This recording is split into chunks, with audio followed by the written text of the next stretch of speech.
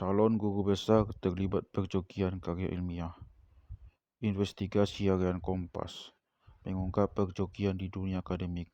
Petinggi kampus, calon guru besar, dosen dan mahasiswa di kampus negeri ataupun swasta diduga terlibat praktik percokian dunia akademik di sejumlah perguruan tinggi negeri ataupun swasta di Indonesia terjadi masif dan sistematis.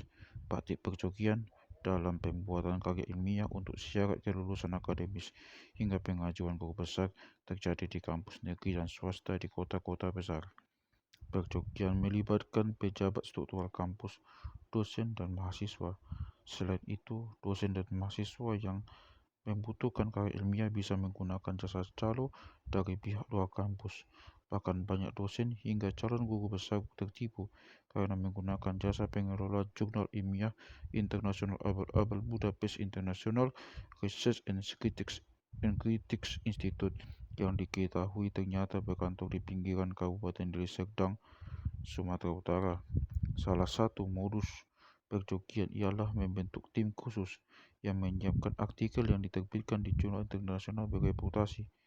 Tim menyebutkan nama-nama dosen, dosen-dosen senior yang ingin menjadi guru besar atau naik pangkat sebagai daftar penulis di karya ilmiah, meski dosen-dosen senior itu tak memiliki kontribusi aktif dalam pembuatan karya ilmiah yang berhak dipublikasikan di jurnal bereputasi. Kegiatan ini diduga untuk mendorong ke angka kredit dan meningkatkan akreditasi kampus. Identik dengan skripsi. Salah satu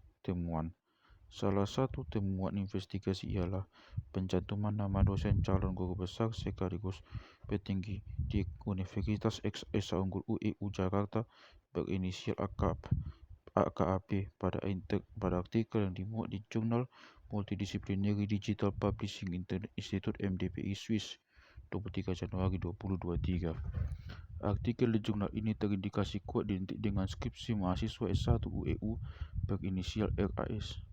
Jumlah responden, jumlah kuesioner, metodologi, hingga bentuk grafis pada skripsi RAS dan materi di jurnal MDPI sama persis.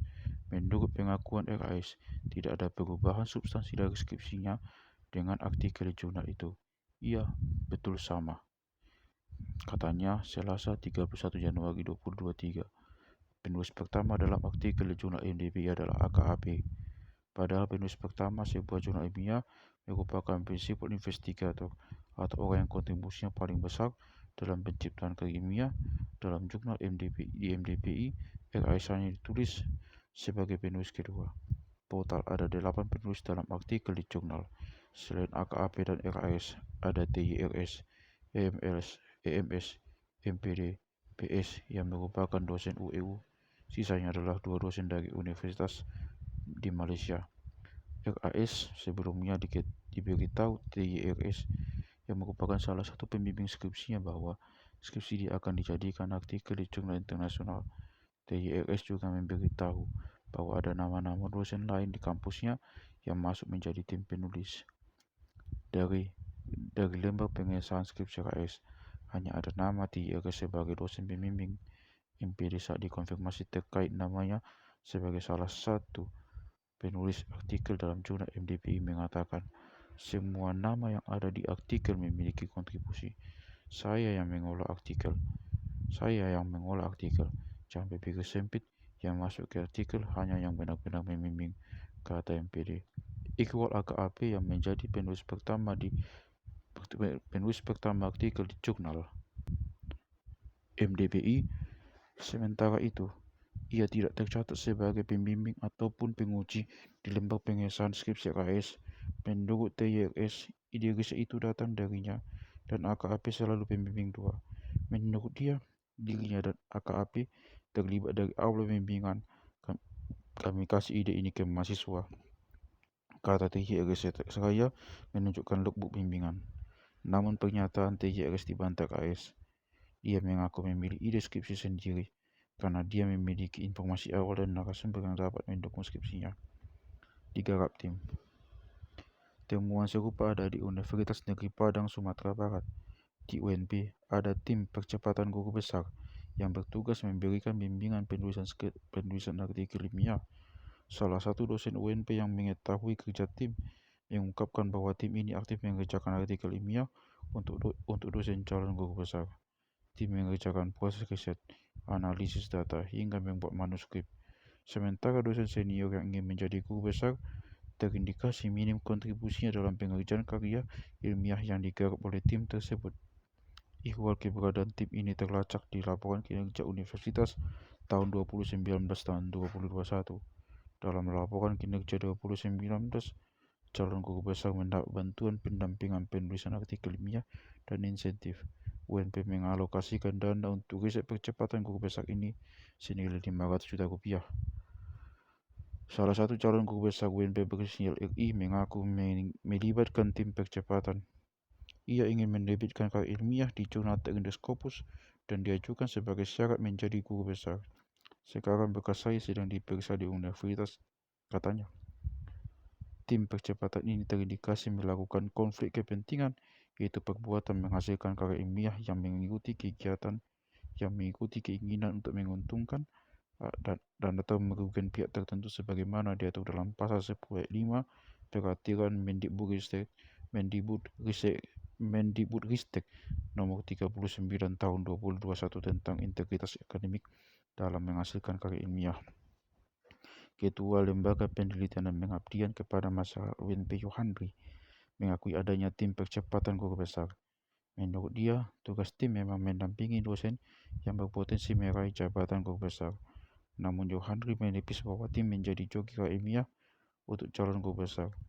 Pelaksanaan penelitian tetap merupakan tanggung jawab dosen calon guru besar, katanya.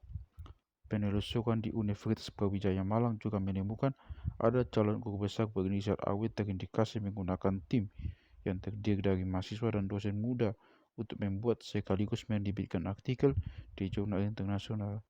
Tim ini menerbitkan artikel ilmiah di Journal of Ecological Engineering Polandia 1 Juni 2022.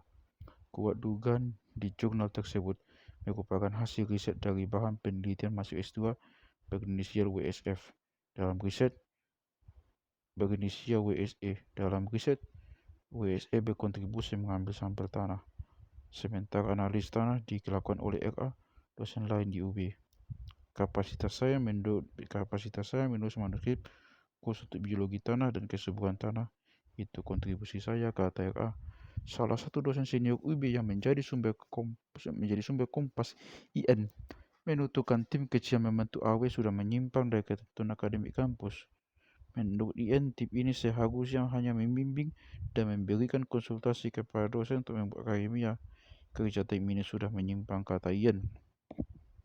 AW sempat dikonfirmasi soal kontribusi dalam artikel di Journal of Ecological Engineering. Melalui sambungan telepon Jumat 3 Februari 2023, AW mengatakan, yang jelas mereka yang melaporkan saya dan memberi informasi tidak benar adalah orang-orang yang tidak suka ke saya. Tahun 2012, AW pernah menerima sanksi kasus plagiarisme.